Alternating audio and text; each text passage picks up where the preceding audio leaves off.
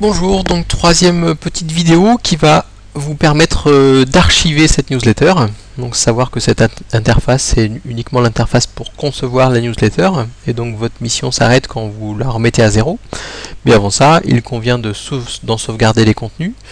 Et donc pour cela, la manip est un petit peu plus ésotérique parce qu'on va voir des bouts de code un peu bizarres, mais j'ai bon espoir que ça puisse bien se passer. Donc pour cela, je suis sur la newsletter et sur la rubrique mise en forme, donc j'ai la newsletter qui apparaît, et donc cette newsletter, je vais essayer de récupérer, c'est même pas essayer, je pense qu'on va réussir à récupérer le code source de la page. Donc en général, le raccourci clavier c'est CTRL U, mais sinon on va dans Outils, et dans Outils vous avez souvent afficher la source ou afficher le code source, ça dépend de vos navigateurs.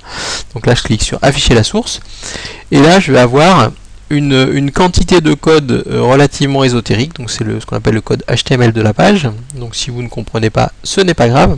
Donc pour vous aider, on a caché à l'intérieur, écrit en vert, deux choses. Donc un truc où il y a marqué début de newsletter, et un peu plus bas, je crois que c'est vers la ligne, enfin c'est un peu plus bas en tout cas, un autre truc en vert où il y a marqué fin de newsletter.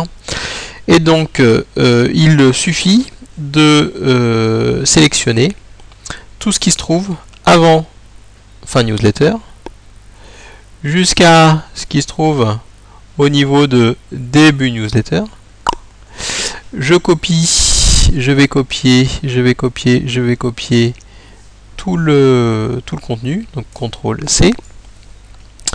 Ensuite, là, on va aller sur le site des lames, et les newsletters sont stockés dans la partie ressources, actualité. Donc le site des lames, c'est lame34.org, donc on va refaire tout bien pour que vous puissiez bien voir. Endroit ressources, actualité. Là, vous préparez une petite page vide qui s'appelle, donc là en l'occurrence newsletter 32, je clique dessus, et là je vais coller tout le code, mais auparavant je vais mettre deux petits guillemets, coller tout le code, et mettre deux petits guillemets. Le fait de mettre les guillemets permet que le code HTML soit interprété. Donc quand je vais sauver, j'ai bon espoir que voilà, ma newsletter apparaisse. Et donc là, comme j'ai collé intégralement le contenu, je vais pouvoir retourner sur ma newsletter et maintenant pouvoir vider les différentes rubriques, les remettre à zéro. Voilà, donc j'efface toutes les parties, ce qui va permettre à mes collègues, donc la signante, voilà, hop, je la mets ici. Signante ici. Voilà, le sommaire, lui, j'y touche pas parce que il se fait de manière directe. L'intro, je l'efface. Voilà, le zoom, je l'efface. Je laisse juste le titre, enfin le titre des rubriques. Voilà, sauver, bon, etc., etc.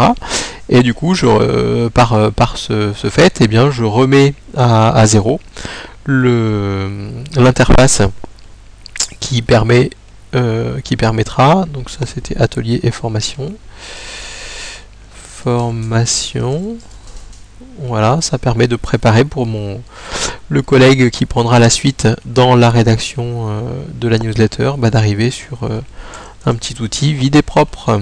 Voilà, donc je continue, et donc je vais pas vous faire l'offense de vous montrer comment du coup je vais effacer toutes les rubriques, parce que grosso modo vous comprenez. Et une fois que j'ai fait tout ça, je peux d'une part me remercier ou vous remercier d'avoir envoyé la newsletter, et puis éventuellement devenir l'assistant pour pouvoir proposer aux futurs rédacteurs en chef de pouvoir les aider. Et sinon, dernière chose, tout dans les parties mode d'emploi, vous allez pouvoir retrouver ce que je vous expliquais, donc mode d'emploi, comment faire la newsletter, comment sauvegarder la newsletter, et comment envoyer la newsletter. Voilà. Et bien écoutez, je vous souhaite bon courage et bonne continuation. À bientôt.